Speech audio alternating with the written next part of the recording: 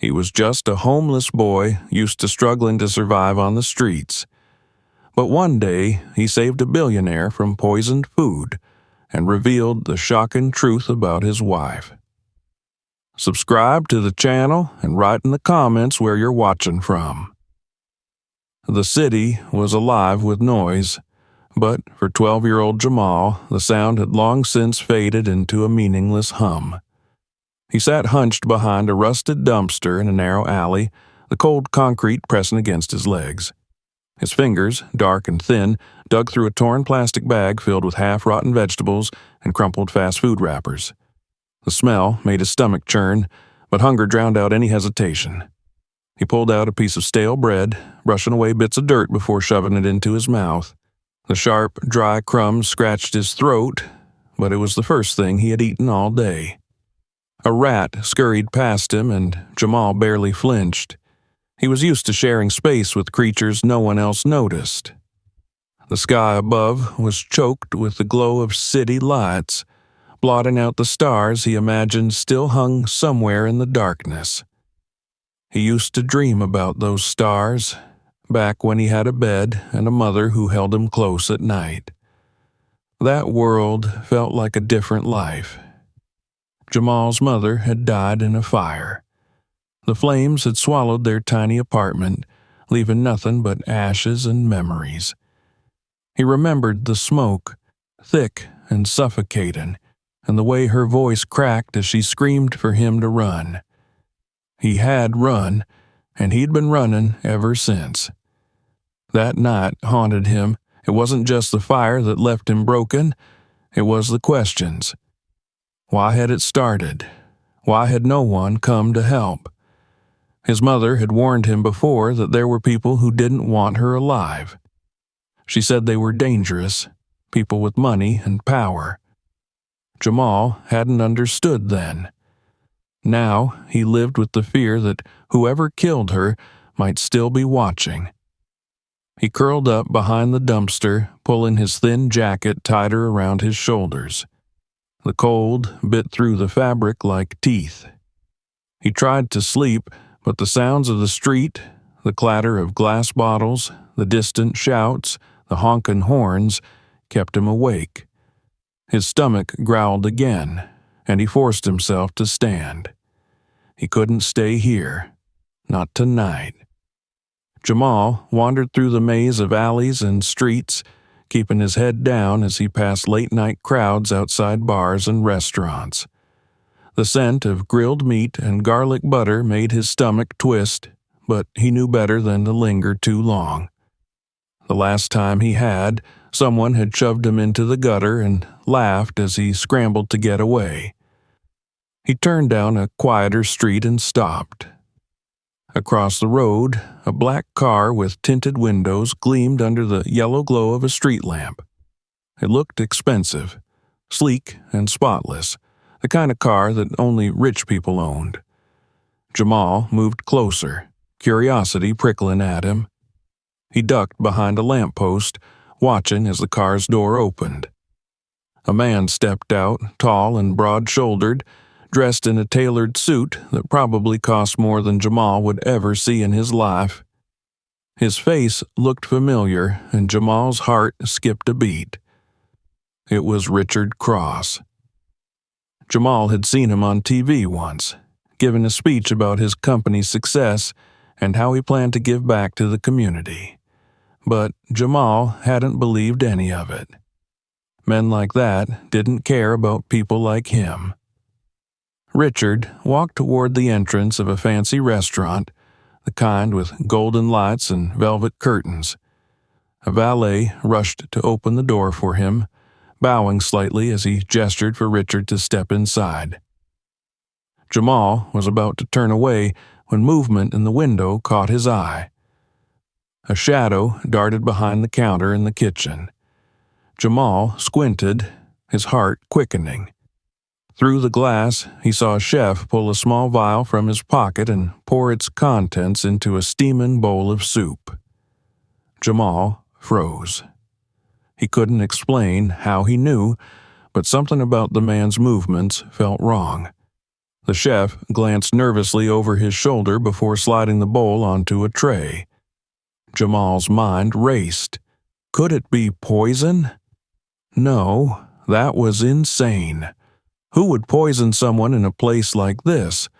But then he thought about his mother and how quickly danger could strike when no one was looking. He couldn't let it happen. Jamal ran across the street, dodging a car that honked at him. He ignored the driver's shouts and sprinted to the side of the restaurant. The alley smelled like rotting food, but he spotted a door propped open with a crate. He squeezed inside. The kitchen was hot and chaotic. Steam billowed from pots, and pans sizzled with oil. No one noticed him at first. He slipped past a stack of dishes, eyes scanning for the tray. There it was, sitting at the edge of the counter, ready to be served. Before Jamal could reach it, a hand grabbed his arm. "Hey! What are you doing back here?" A man in a white apron glared down at him. "Stop!" Jamal shouted, yanking his arm free. "Don't serve that. It's poisoned." The noise in the kitchen died instantly. Chefs turned to stare, and the waiter holding the tray froze. "Get him out of here," the man in the apron barked, reaching for Jamal again. Jamal grabbed the bowl and threw it to the floor. The ceramic shattered, and soup splattered everywhere. "You little—" "What's going on here?" Richard Cross stepped into the kitchen, his sharp eyes sweeping over the scene. He looked from the broken bowl to Jamal, then to the furious chef. "He's lying," the chef stammered. "This kid just barged in and—" "He's not lying," Jamal interrupted. "I saw you put something in it." Richard held up a hand, silencing them both. "Call security," he said, "and get the police. I want that bowl tested." The chef paled. Within minutes, security arrived, followed by the police. The chef tried to run, but they caught him before he made it to the door. Jamal stood to the side, his chest heaving as he watched them drag the man away. Richard turned to Jamal. "What's your name, kid?" "Jamal." Richard studied him for a moment, then gestured for one of his men. "Get him something to eat and cleaned up." Jamal blinked. "What?" "You saved my life tonight," Richard said. "I want to know more about you." Jamal hesitated. Part of him wanted to run, but another part, the part that missed his mother and the safety of a home, made him nod. He didn't know then that stepping into that car would change his life forever. Jamal sat stiffly in the back seat of the black car as it rolled through the city streets. The leather seats felt too soft beneath him, and the faint scent of polished wood and expensive cologne lingered in the air. He glanced nervously at Richard Cross, who sat beside him, calm and unreadable. The events in the restaurant played over and over in Jamal's head. The broken bowl, the stunned silence, the chef's pale face as the police dragged him away. Jamal had acted on instinct, but now that the adrenaline had faded, doubt began to creep in. He didn't belong here. The car slowed as they turned onto a tree-lined street, the noise of the city fading behind wrought iron gates that slid open automatically. Jamal's mouth fell open as the mansion came into view. It was bigger than anything he had ever seen. 3 stories of marble columns, glass windows that gleamed like mirrors, and gardens that looked too perfect to be real. "This is your house?" Jamal whispered, more to himself than to Richard. "Home," Richard corrected, "at least for now." Jamal didn't know what that meant, but before he could ask, the car stopped in front of the main entrance. 2 men in black suits opened the doors, and Jamal hesitated before stepping out.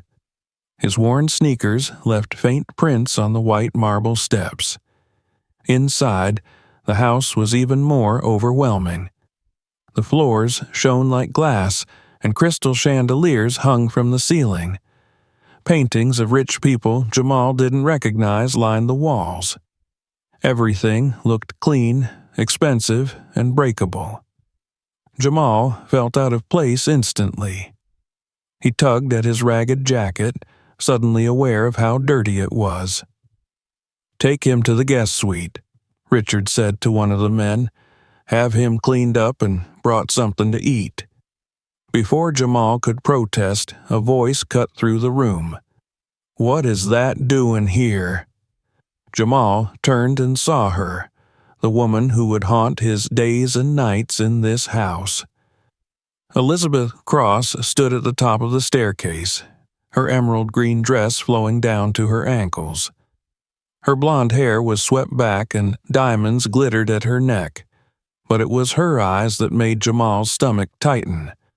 Cold, sharp, and piercing, they looked at him the way people looked at rats in the gutter. "This is Jamal," Richard said, his voice calm but firm. "He saved my life tonight."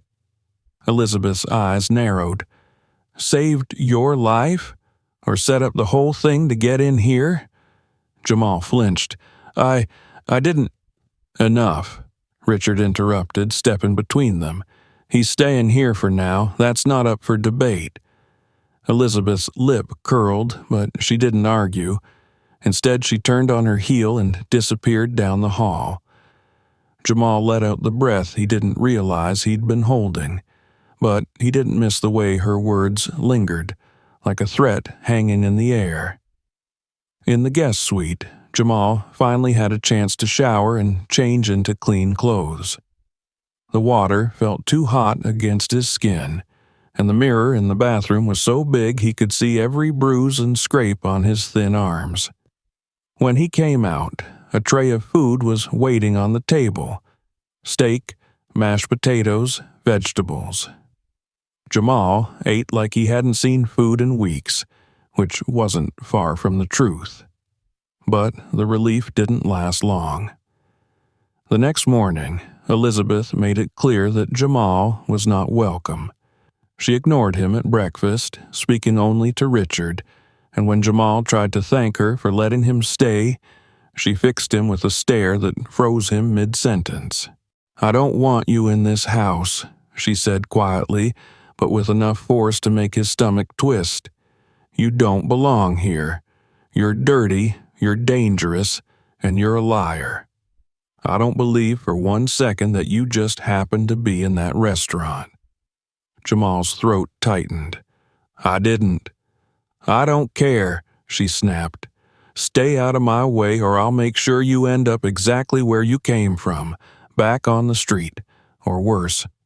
For the first time since the fire that killed his mother, Jamal felt small and helpless.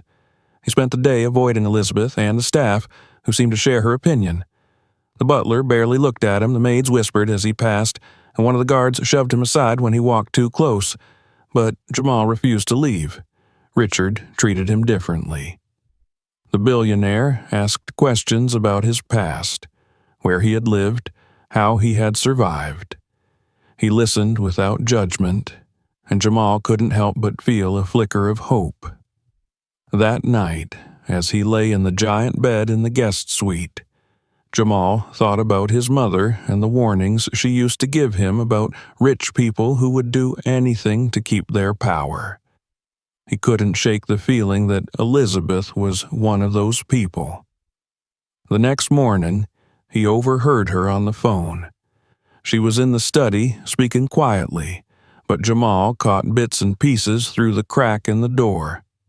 "I don't care what it costs, just make sure it's handled. Too many questions already. We should have finished this before the boy got involved." Jamal's heart raced. He didn't know who she was talking to, but he knew danger when he heard it. Over the next few days, Elizabeth's hostility grew. She accused him of stealing money from Richard's wallet and tried to convince her husband to throw him out. Richard defended him, but Jamal saw the doubt creeping into his eyes. Elizabeth didn't stop there. She told the staff to lock the doors to the kitchen and pantry, cutting Jamal off from food. She sent guards to follow him and made sure he knew she was watching his every move. Jamal began to feel like a prisoner, but the more he observed Elizabeth, the more certain he became that she was hiding something. Her nervous glances, her whispered calls, the way she seemed to panic whenever Richard asked questions, it all pointed to something bigger. And Jamal was determined to find out what. The moment came late one night when he saw Elizabeth sneaking out of her room with a leather folder tucked under her arm. Jamal followed her through the dark halls, his heart pounding. He had no idea what he was about to uncover, but he knew one thing for sure. He wasn't going back to the streets, not without a fight. Jamal couldn't sleep. The shadows of the mansion seemed to press in around him, and every creak of the old wooden floors made his stomach twist. He lay in the dark, staring at the ceiling, replaying Elizabeth's words over and over in his head. "You don't belong here." The anger and fear in her voice lingered like smoke, choking him. He had seen hatred before, but hers felt different. It was sharp, deliberate, and fueled by something deeper than disgust. The leather folder she had carried earlier kept flashing in his mind. Whatever was in it, Jamal knew it had to be important. Elizabeth's careful movements and tense expression had made that clear. He couldn't let it go. Slipping out of bed, he moved quietly toward the door, pressing his ear against it to listen. The house was silent, except for the faint hum of the heating system. The guards had likely rotated shifts by now, and most of the staff were asleep. Jamal stepped into the hall, his bare feet light against the carpet. The shadows felt alive as he crept through the corridor, following the path Elizabeth had taken earlier that night. The study door was ajar.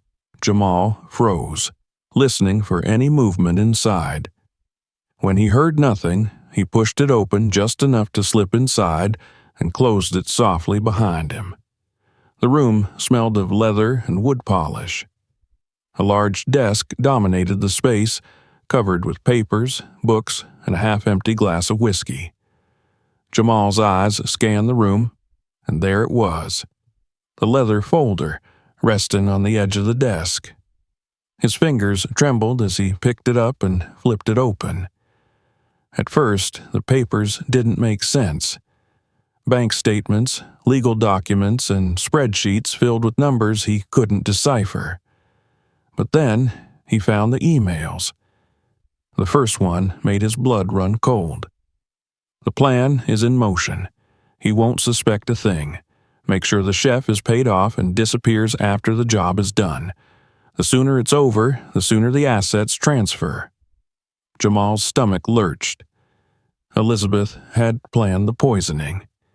He flipped through more emails, each one worse than the last. She had been siphoning money from Richard's accounts, hiding it in offshore banks, and she wasn't working alone. There were mentions of associates and deadlines, references to legal documents she was preparing in case Richard's death raised suspicions. Jamal felt like he couldn't breathe. He thought about Richard, how kind he had been, how he had trusted Elizabeth, and now the woman who was supposed to love him was planning his murder. The next email hit even closer to home. "The boy is a problem. Handle it." Jamal dropped the folder. His legs felt weak, but he forced himself to move. He had to find Richard. He had to show him the truth before it was too late. But as he turned to leave, the door creaked open. Elizabeth stood in the doorway, her eyes locked onto the folder in his hand, and her lips curled into a tight smile that didn't reach her eyes. "What do you think you're doing?" Her voice was low and sharp. Jamal backed away, clutching the folder. "I know what you did." Her expression hardened. "You have no idea what you're talking about." She stepped closer, her heels clicking against the hardwood floor. "Put that down." "No," Jamal said, surprising himself with the strength in his voice. "You're trying to kill him." Elizabeth's smile vanished. "You're smarter than I thought." Her eyes flicked toward the phone on the desk, and Jamal knew she was about to call for the guards. He bolted. Elizabeth lunged after him, but Jamal was faster. He ducked past her, tearing through the hallways as her shouts rang out behind him. "Stop him!" The sound of footsteps echoed through the mansion as guards came running. Jamal's heart pounded in his ears. He didn't know where he was going, only that he had to keep moving. He darted down a side corridor, throwing open a door that led into the kitchen. Pots and pans clattered as he raced through, knocking over a cart to slow his pursuers. Behind him, he heard Elizabeth screaming orders. "He's a thief! Get him out of my house!" Jamal burst through the back door and into the cold night air. The wind hit him like a slap, but he didn't stop running. He could hear the guards closing in, their heavy boots pounding against the pavement. He had to hide. Ducking into the alley behind the mansion, Jamal squeezed into the narrow gap between two dumpsters. He pressed his back against the cold brick wall, his breath coming in short, sharp bursts. The guards' voices grew louder, then faded as they moved past. Jamal stayed perfectly still until the silence returned. He clutched the folder to his chest. He couldn't go back inside. Not yet. But he also couldn't let Elizabeth get away with this. Jamal thought about his mother and the fire that had taken her life. He thought about the fear in her eyes and the warnings she had given him about people like Elizabeth. Now he understood. This wasn't just about Richard's money. It was about control, about people like Elizabeth believing they could take whatever they wanted, no matter who they destroyed in the process. Jamal wiped his eyes and stood up. He wasn't going to let it happen again. He had to find a way to get the evidence to Richard. But first, he needed a plan. As he slipped deeper into the shadows, Jamal promised himself one thing. He wasn't giving up. Not this time. Jamal sat crouched in the shadows of the alley behind the mansion, his heart still pounding from the chase. His breath formed faint clouds in the cold night air, but he barely noticed the chill. The leather folder in his hands felt heavier than it should have been, as though the secrets inside were pressing down on him. He didn't have much time. Elizabeth wouldn't stop looking for him, and if her guards found him first, he knew he'd never get out of this alive. The thought of running, of leaving it all behind, tempted him for a moment. He could disappear into the streets like he always had, vanish among the homeless and forgotten. But then he thought of Richard, the man who had trusted him, fed him, and treated him like a person when no one else would, and he thought of his mother, her voice echoing in his memory. "Stand up for what's right, Jamal, even when it's hard." He clutched the folder tighter. He couldn't run.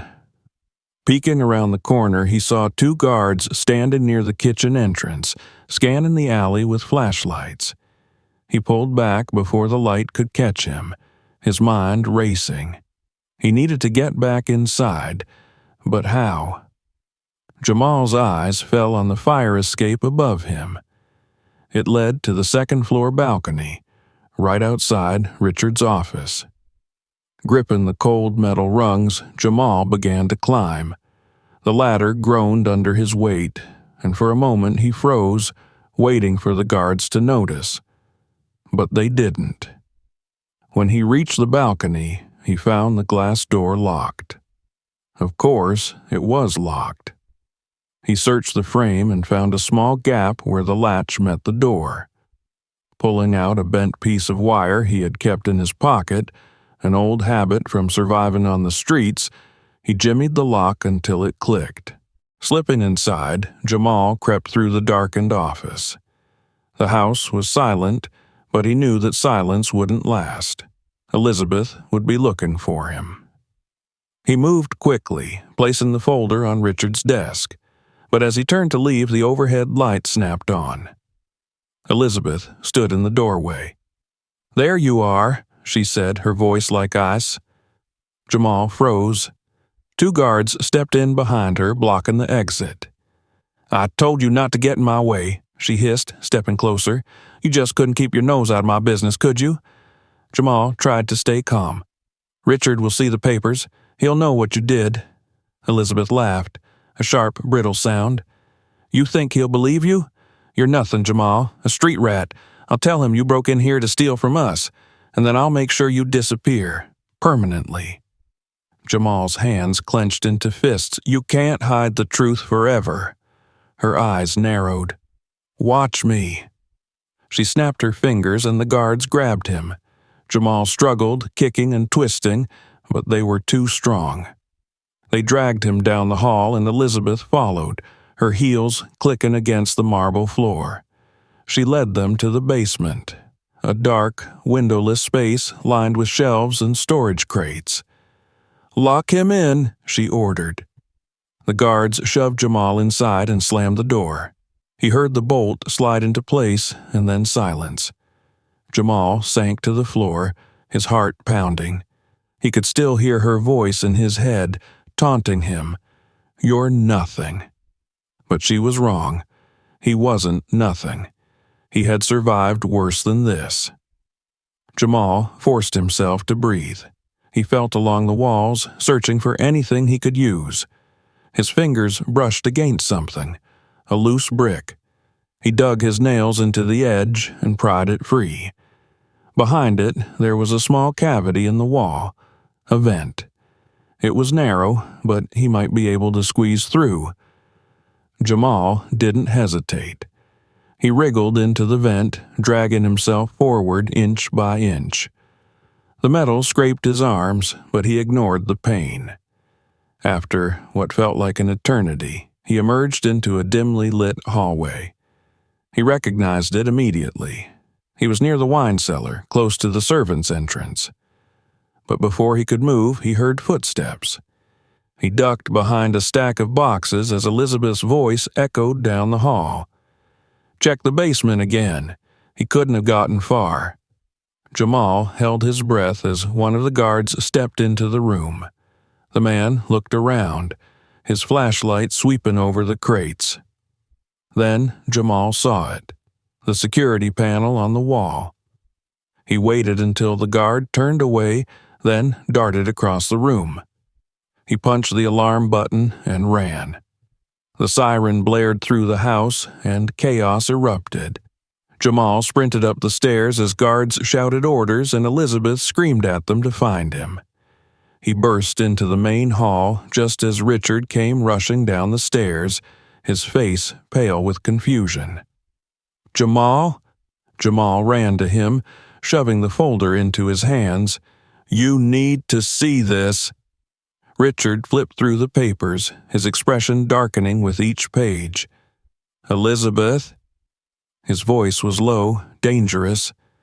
She appeared at the top of the staircase, her face twisted in fury.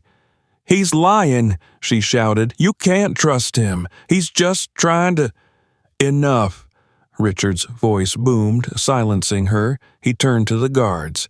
"Get her out of here." "No! You can't do this to me." Two guards moved to grab her, but she fought them, screaming as they dragged her away. Her eyes locked on Jamal, filled with rage. "This isn't over," she spat. Jamal sagged against the wall, exhaustion washing over him. Richard knelt beside him. "You saved my life again," he said quietly. Jamal shook his head. "I just told the truth." Richard smiled. "That's more than most people would have done." But Jamal knew it wasn't over. Not yet. Elizabeth's threats still echoed in his ears, and he could feel the weight of the battle ahead. But for the first time in a long time, he felt something else, too. Hope. Jamal's legs burned as he ran through the narrow corridors of the mansion, his breath ragged and sharp in his chest. The blaring alarm still echoed through the house, but he knew it wouldn't keep the guards distracted for long. He needed to move fast. Elizabeth's screams still rang in his ears, her threats clawing at the back of his mind. "This isn't over!" Jamal didn't doubt it. She wasn't the type to give up easily, especially now that her plan had been exposed. And even though Richard had ordered her taken away, Jamal knew the fight was far from finished. Elizabeth wasn't just dangerous, she was desperate. He burst through a side door into the cold night air, his heart pounding as he stumbled into the garden. The perfectly trimmed hedges and marble statues loomed around him like silent watchers. The moonlight made the world feel sharp, too bright for him to hide. Behind him, the sound of boots striking stone sent panic racing through his veins. Find him! Jamal didn't look back. He sprinted toward the far end of the garden, where the stone wall rose up topped with iron spikes. He could already hear more voices shouting orders. Elizabeth must have called reinforcements. More men, more guns. The folder. His fingers clutched it tightly, the edges digging into his palms. It was the only thing keeping him alive now, the proof that could end Elizabeth's schemes. But it was also a target, a reason for them to hunt him down. The wall was too high to climb, and the spikes would tear him apart if he tried. Jamal's eyes darted around, searching for another way out. He spotted a narrow gate tucked between the hedges, just wide enough for him to squeeze through. He slipped inside, pressing himself against the wooden frame to stay hidden as more guards poured into the garden. Jamal's breathing slowed. He couldn't afford to make a sound. One of the guards stopped near the gate, his flashlight sweeping across the hedges. Jamal pressed himself lower, willing his body to disappear into the shadows. "Where is he?" The guard growled into his radio. No sign of him yet. Jamal held his breath as the light passed over him and then moved on. The footsteps faded, and he waited until the night was quiet again. His legs felt weak, but he forced himself to stand. He slipped through the gate and out into the alley behind the mansion. The sound of distant sirens filled the air, but they were too far away to help. Jamal ran. The alley twisted and turned, leading him deeper into the city. He didn't stop until his lungs felt like they might burst. Finally, he ducked into the shadows of an abandoned building and collapsed against the wall. The folder was still clutched in his hands. He opened it, flipping through the pages again, forcing himself to focus. The documents detailed everything: Elizabeth's offshore accounts, the payments to the chef, even the timeline for Richard's supposed accident. It was enough to destroy her, but only if he could get it into the right hands. Jamal's mind raced. He needed to find Richard. But how? The mansion was surrounded, and Elizabeth's men would be watching every exit. A memory surfaced, something Richard had said about a tunnel beneath the property, used to bring in deliveries without drawing attention. Jamal had noticed the entrance earlier, hidden near the back of the garden. It was a risk, but it was the only way. Jamal pushed himself to his feet and started back toward the mansion, staying low and out of sight. The garden was quieter now, but the guards hadn't left. He spotted two of them near the tunnel entrance, their guns glinting in the moonlight. Jamal's heart pounded. He couldn't fight them, and there was no way he could sneak past them. His eyes scanned the garden, searching for anything he could use. Then he saw it, a hose coiled near the base of a statue.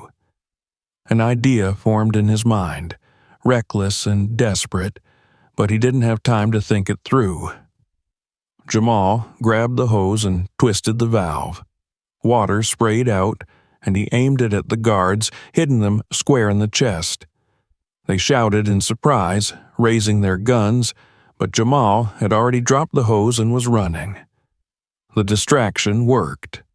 By the time the guards recovered, Jamal had slipped into the tunnel and slammed the door shut behind him. The air inside was damp and stale, but Jamal didn't care. He moved quickly, following the narrow path as it sloped downward. The sound of footsteps echoed behind him. They were following him. Jamal broke into a sprint, his feet pounding against the stone floor. The tunnel twisted, and he nearly slipped as the path grew steeper. Up ahead, he saw a faint light. He pushed himself harder, bursting through the exit just as the footsteps closed in. The tunnel opened into a small clearing behind the property, surrounded by trees and shadows. Jamal didn't stop. He ran toward the road where headlights appeared in the distance. The car screeched to a stop, and Richard stepped out. "Jamal!" Jamal's knees buckled, but Richard caught him before he hit the ground. "She tried to kill me," Jamal gasped, holding out the folder. "She planned everything." Richard's eyes scanned the papers, his face hardening with each page. "Get in the car," he said, his voice calm but sharp. "We need to go." The driver hit the gas, and the car sped away as shadows moved through the trees behind them. Jamal sank into the seat, his hands trembling. The danger wasn't over, but for the first time that night, he felt safe. Richard placed a hand on his shoulder. "You did good, kid." Jamal looked up at him, unsure how to respond. He wasn't used to hearing words like that, but before he could speak, Richard's phone rang. "We need to move faster," he said, his voice tense. "Elizabeth won't stop until she gets what she wants." Jamal's stomach tightened. He knew Richard was right. As the car sped through the city, Jamal looked out at the dark streets, his thoughts racing. He had made it this far, but he wasn't done fighting. Not yet. The car sped through the darkened streets, weaving between traffic as Richard gripped the leather steering wheel, his knuckles white. Jamal sat in the passenger seat, the folder still clutched tightly to his chest. The papers inside felt heavier now, as though the weight of the truth they held had finally settled on his shoulders. Richard's face was set in stone, his jaw clenched as he navigated the empty roads. Jamal watched him carefully, unsure whether to speak or let the silence stretch between them. The tension in the car was thick, like the air before a storm. "She's not going to stop," Richard said suddenly, his voice cutting through the quiet. Jamal flinched. "I know." Richard glanced at him, his eyes sharp but filled with something else, fear, maybe, or regret. "Do you have any idea what's in these papers?" Jamal asked. Richard's hands tightened on the wheel. "More than enough to bury her, and anyone she's working with." Jamal swallowed hard. "Then why didn't you see it before? How could she—" Richard cut him off. "Because I trusted her."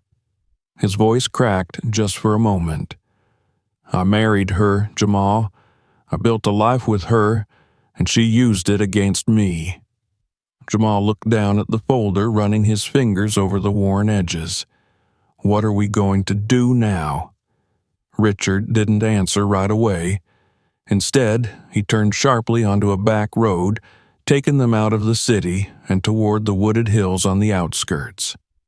The headlights illuminated the narrow dirt path ahead, but beyond the beams, the forest loomed like a wall of shadows. "There's a cabin out here," Richard said. "No one knows about it.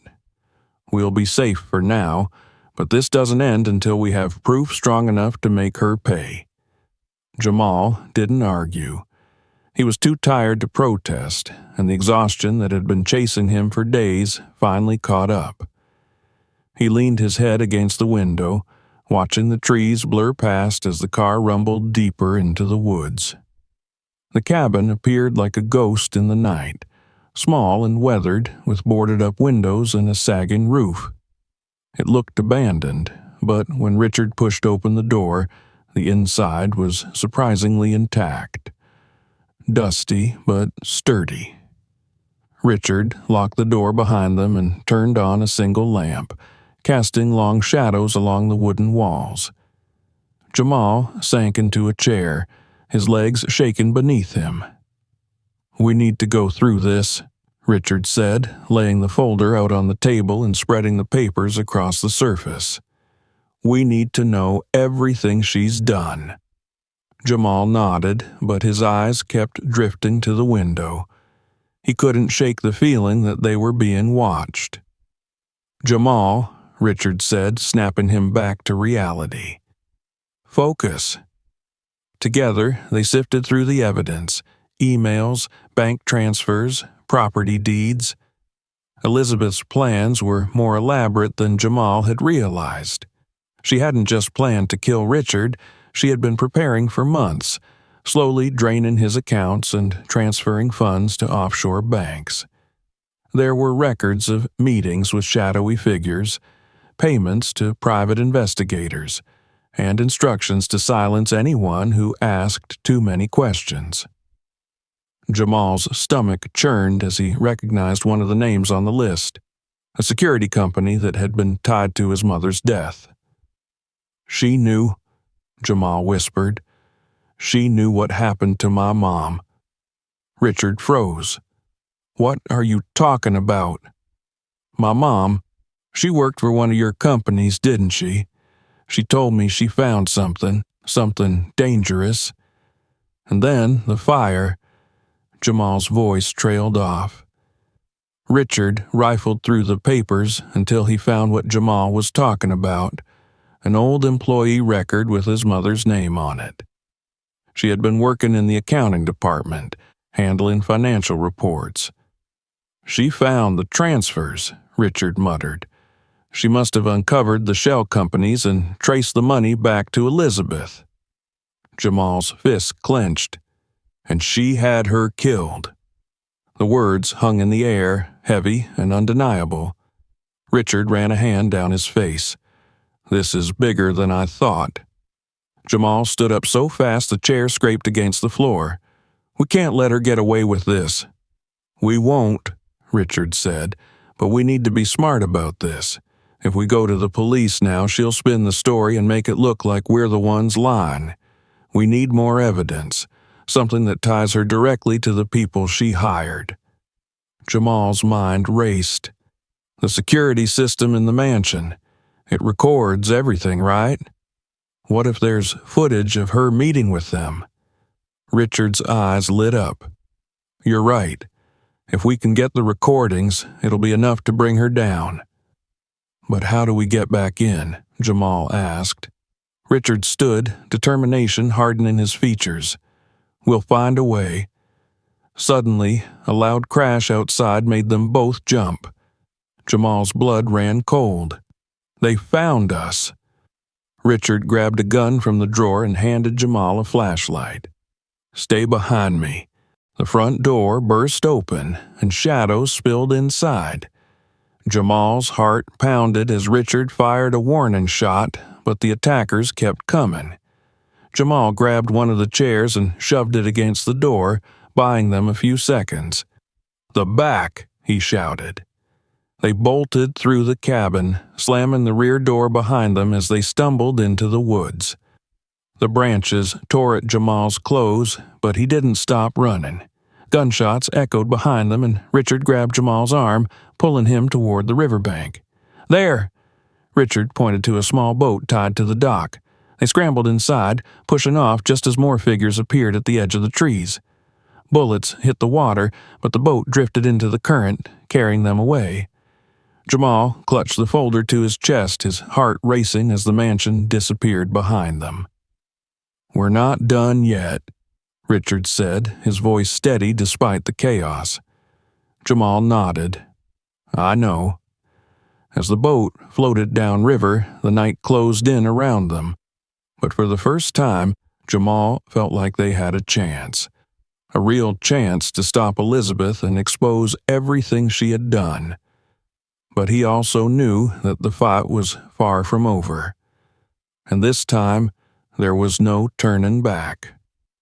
The river stretched endlessly into the night, its surface dark and rippled beneath the dim light of the moon.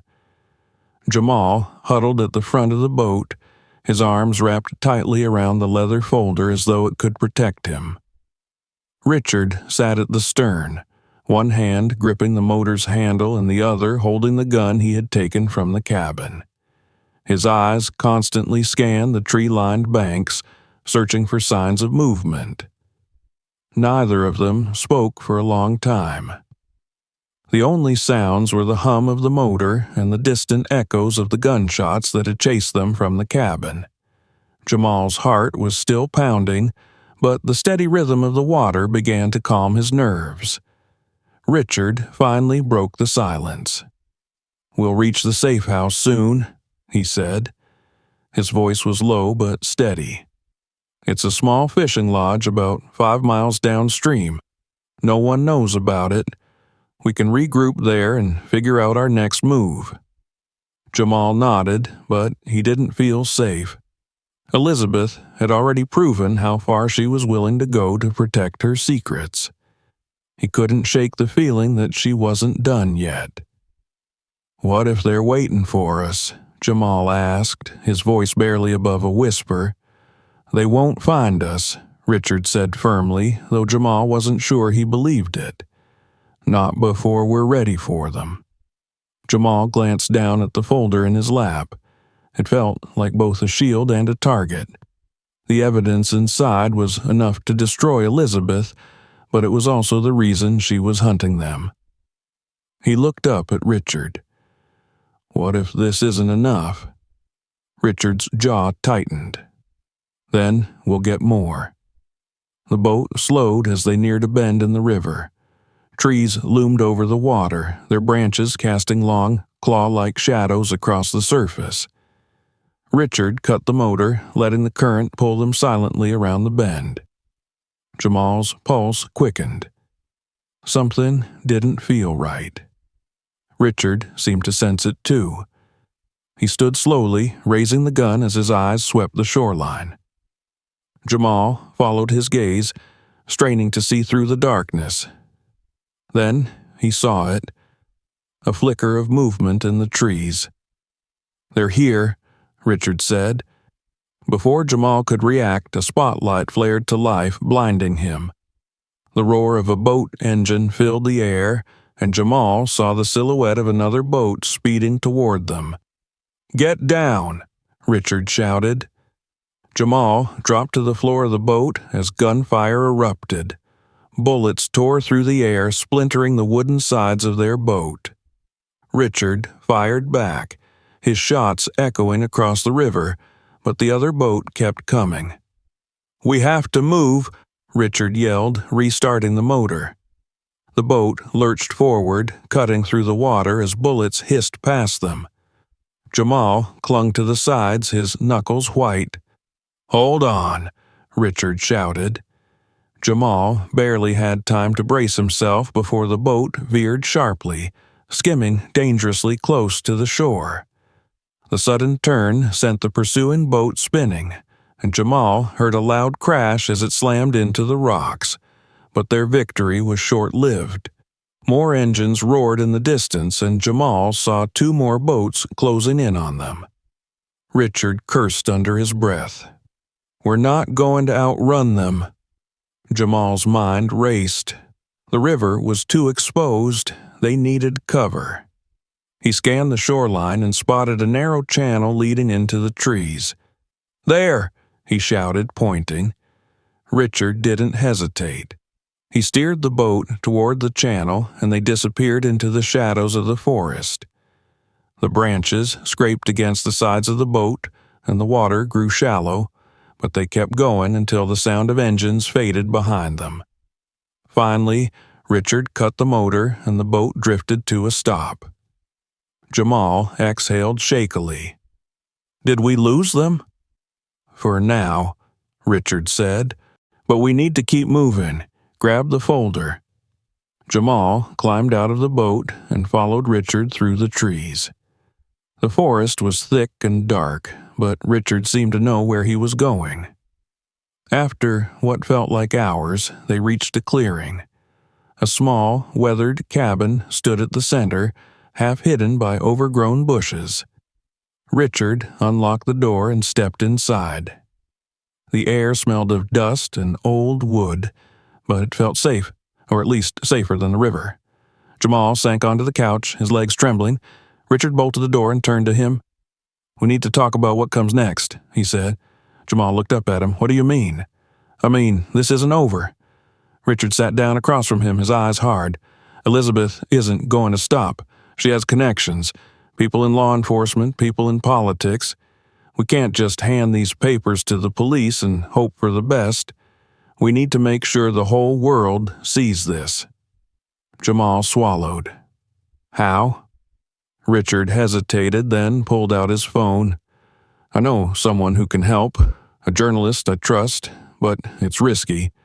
Once this goes public, Elizabeth will throw everything she has at us." Jamal straightened. "Then we do it." Richard's eyes softened. "You're brave, kid. Braver than most adults I know." Before Jamal could respond, the sound of a car engine outside froze them both.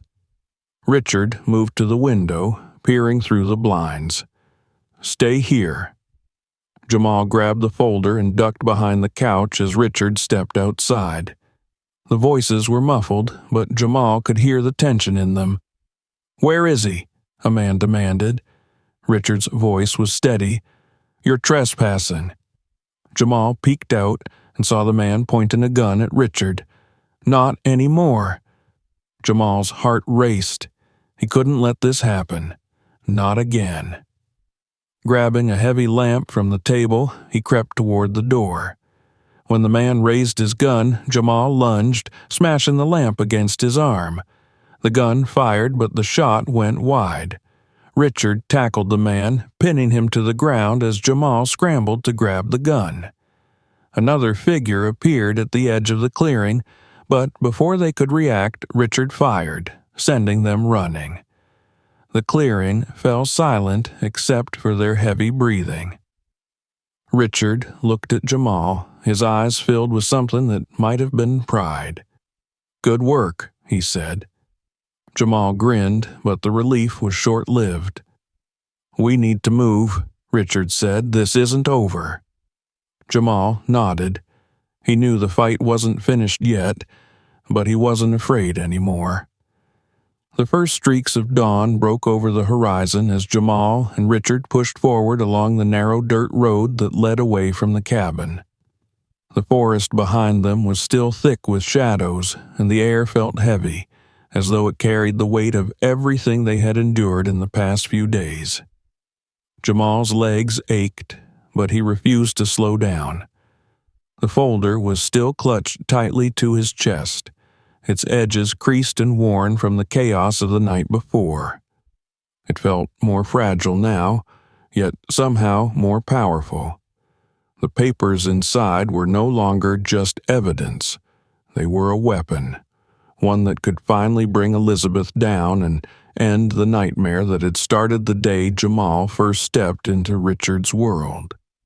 Richard led the way, his shoulders tense and his gun still clutched in one hand. The dirt road curved ahead, revealing an old, rusted truck parked just beyond the tree line. "We'll take this," Richard said, nodding toward the vehicle. Jamal hesitated. "You're sure it's safe?" Richard's eyes flicked toward the tree line. "No, but we don't have time to be sure." Jamal climbed into the passenger seat, his hands still trembling as he set the folder down beside him. Richard started the engine, and it roared to life, breaking the eerie stillness of the morning. As the truck bumped down the dirt road, Jamal stared out the window, his thoughts racing. "What happens now?" he asked quietly. Richard kept his eyes on the road. "We go public." "With the papers?" "With everything," Richard said. "Elizabeth built her empire on lies and manipulation. It's time to burn it to the ground." Jamal's chest tightened. "And if she comes after us?" Richard's hands gripped the wheel. Then we fight. The truck emerged from the forest onto a paved road, and Jamal felt his pulse quicken as they sped toward the city. The rising sun painted the skyline gold, but it didn't feel warm. It felt sharp, like the calm before another storm. Richard pulled out his phone and dialed a number. "It's me," he said. "I need a meeting, now." Jamal couldn't hear the response, but the look on Richard's face was enough to know that things were already in motion. An hour later, they pulled into the underground parking garage of a sleek, modern building in the heart of the city. Richard parked near the elevator and turned to Jamal. "Stay close," he said, "and no matter what happens, don't let go of that folder." Jamal swallowed hard and nodded. They stepped out of the truck and into the elevator. The walls were mirrored, and Jamal barely recognized himself in the reflection. His clothes were torn, his face smudged with dirt, but his eyes looked different, sharper, harder. The elevator opened to a private office on the top floor. A man in his 50s, dressed in a dark suit, stood waiting for them. His hair was graying at the temples, and he carried himself with the kind of authority that made Jamal uneasy. "Richard," the man said, shaking his hand, "you're lucky I still owe you a favor." Richard didn't waste time on pleasantries. "I need this out there." He handed the folder to the man. "Every detail. No edits, no spin." The man flipped through the papers, his expression darkening with every page. "This is explosive." "Good," Richard said. The man looked at Jamal. "Who's the kid?" "He's the reason I'm still alive," Richard replied. Jamal straightened his back, feeling the weight of those words. The man nodded. "We'll publish it within the hour, but you need to be ready for the fallout. This isn't just going to make headlines, it's going to start a war." Richard's expression didn't change. "Let it." The next few hours were a blur. The story hit the news faster than Jamal had expected, spreading across TV screens and social media like wildfire. Elizabeth's name was plastered everywhere, along with accusations of fraud, conspiracy, and attempted murder. Jamal watched from Richard's office as reporters swarmed the mansion and police cars blocked the gates. "She's not going to let this end quietly," Jamal said. Richard nodded. "I know." The phone rang, and Richard answered it. "What do you mean, she's gone?" His voice was sharp. "She was supposed to be under surveillance." Jamal's stomach dropped. Richard hung up, his face pale. "Elizabeth escaped." Jamal felt his pulse quicken. "What do we do now?" Richard looked at him, and for the first time Jamal saw something in his eyes that he hadn't noticed before. Fear. "We make sure she doesn't get another chance," Richard said. By nightfall, the mansion was crawling with the police, and Richard and Jamal were escorted to a secure location. Reporters shouted questions as they left the building, their cameras flashing like lightning. Jamal felt the weight of the attention, but Richard stayed calm, his hand resting on Jamal's shoulder as they pushed through the crowd. They spent the night in a hotel room, the folder locked in a safe and guards posted outside the door. Jamal couldn't sleep. He kept thinking about Elizabeth, about the rage in her eyes and the threat in her voice. But as the hours passed, something shifted inside him. He wasn't afraid anymore. The next morning, Richard stood at the window, looking out at the city. "It's over," he said softly. "The police found her this morning. She was trying to cross the border." Jamal exhaled, the tension finally breaking. "What happens now?" he asked. Richard turned to him. "Now we make sure this never happens again." Over the next few weeks, Jamal's life changed completely. Richard made good on his promise, using his resources to create a foundation for homeless and at-risk youth. He named it after Jamal's mother. And then, to Jamal's shock, Richard did something even bigger. He named Jamal his legal heir. "You've earned this," Richard said, "and I can't think of anyone better to carry this forward." Jamal didn't know what to say. He had spent so much of his life being invisible, and now he was standing at the center of something larger than himself. But he knew one thing for sure. He wasn't going to let it go to waste. As the foundation grew and Jamal took on more responsibility, he never forgot where he had come from, or the people he had left behind.